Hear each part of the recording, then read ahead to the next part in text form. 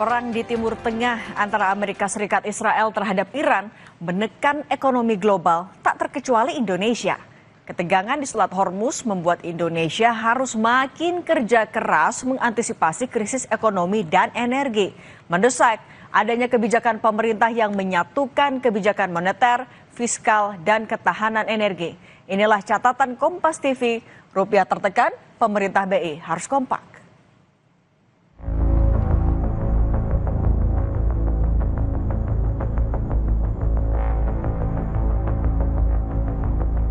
Perang di Timur Tengah antara Amerika Serikat Israel terhadap Iran menekan ekonomi global tak terkecuali Indonesia. Bank Sentral mengambil langkah strategis untuk memperkuat stabilisasi nilai tukar rupiah. Rabu lalu, Bank Indonesia memutuskan untuk mempertahankan BI Rate di level 4,75%. Keputusan dilakukan dalam meningkatkan efektivitas strategi penyesuaian struktur suku bunga instrumen operasi moneter dalam memperkuat stabilitas nilai tukar rupiah dari dampak memburuknya kondisi global akibat perang di Timur Tengah. Memutuskan untuk mempertahankan BI Rate sebesar 4,75%, suku bunga deposit facility sebesar 3,75%. Dan suku bunga lending facility sebesar 5,5%. Keputusan ini masih konsisten dengan upaya meningkatkan efektivitas strategi penyesuaian struktur suku bunga instrumen operasi moneter dalam memperkuat stabilisasi nilai tukar rupiah dari dampak memburuknya kondisi perekonomian global akibat perang di Timur Tengah. Kedepan, BI siap menempuh penguatan lebih lanjut kebijakan moneter yang diperlukan untuk mempertahankan stabilitas nilai tukar rupiah dan menjaga inflasi. Sementara itu, ketahanan ekonomi Indonesia optimis terjaga. Hal itu disampaikan Menteri Keuangan Purbaya Yudi Sadewa. Purbaya menegaskan ekonomi Indonesia tetap menunjukkan kinerja yang relatif kuat dibandingkan negara lain, terutama daya tahan terhadap guncangan energi global. Laporan JP Morgan Asset Management menyebutkan Indonesia berada di peringkat kedua dunia. Meski demikian, Purbaya tak menampik RI tengah dalam kondisi survival mode. Kita di atas semua negara, stabilitas kita di atas Australia, kita di atas Korea Selatan, bahkan di atas Jepang kalau saya nggak salah. Cuman nggak bisa dipublish itu. Untung ada JP Morgan yang itu untuk mengimbangi. Tapi laporan JP Morgan itu bukan satu-satunya lembaga yang melihat kondisi kita. ADB juga sama. Kita nggak ada ruang atau nggak ada luxury untuk bermain-main lagi dengan segala peluang yang kita bisa buat. Kalau pajaknya main-main, hancur kita kira-kira gitu. Kalau programnya main-main, kita akan digiling bangsa lain. Jadi kita survival mode. Kontribusi domestic demand terhadap perekonomian kita 90%. Yang 10% globalnya. Jadi saya bukannya belaga nggak peduli sama asing, peduli tapi kan kita nggak bisa apa-apa. Memang kita bisa berhentiin perang itu. Selain kebijakan untuk menghadapi ketidakpastian, perilaku masyarakat juga memengaruhi ekonomi. Ekonom meminta masyarakat tak panik dan mendorong pemerintah memberikan bantalan ekonomi bagi kelompok rentan hingga kelas menengah.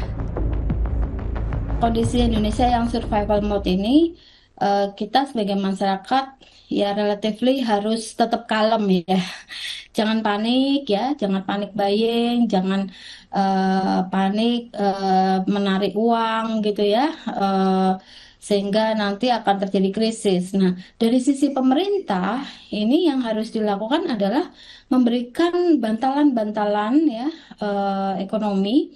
Artinya yang masyarakat, kelompok masyarakat yang terdampak ini kan tidak hanya kelas yang berpendapatan rendah saja gitu, tetapi juga kelas menengah juga gitu. Ketahanan ekonomi Indonesia ditopang domestik. Pemerintah didorong untuk melakukan percepatan belanja dan memberikan stimulus bagi masyarakat. Yang juga penting, program perlindungan sosial hingga kontribusi investasi tumbuh sebagai pendorong utama pertumbuhan nasional.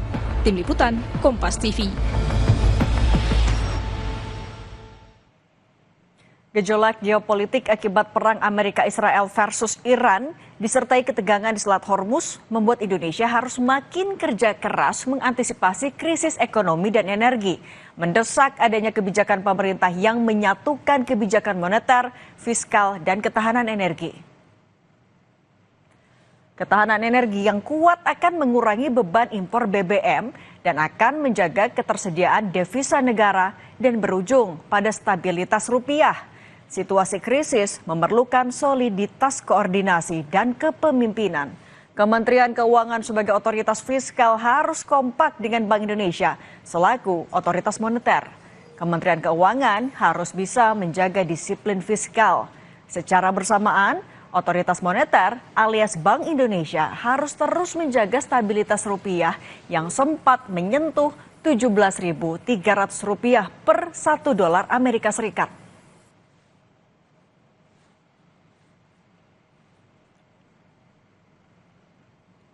Kebijakan Bank Indonesia menjaga suku bunga agar daya tarik aset keuangan domestik tetap baik perlu terus diupayakan maksimal. Selain juga menjaga inflasi di angka 2,5% plus minus 1%. Sinergi kebijakan Bank Indonesia dengan pemerintah dalam menjaga cadangan devisa harus terus dijaga di tengah dinamika perkembangan konflik di Timur Tengah yang melibatkan Amerika Serikat.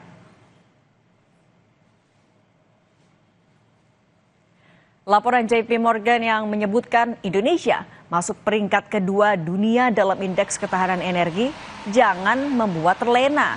Akselerasi diversifikasi dan program energi baru terbarukan harus berjalan tanpa polesan, alias ditampilkan secara nyata datanya.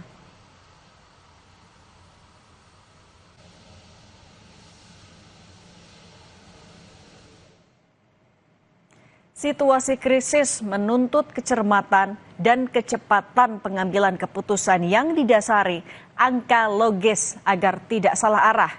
Skema jaring pengaman sosial harus disiapkan secara matang agar daya beli masyarakat miskin tetap terjaga. Ketegangan geopolitik akan semakin menekan inflasi global yang akan berdampak ke perekonomian domestik, salah satunya kenaikan harga-harga.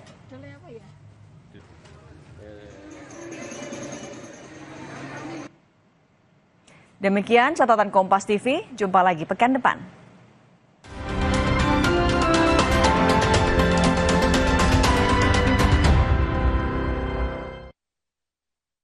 Usai jeda, Saudara, Presiden Amerika Serikat Donald Trump membatalkan rencana kunjungan utusannya ke Pakistan untuk pembicaraan damai dengan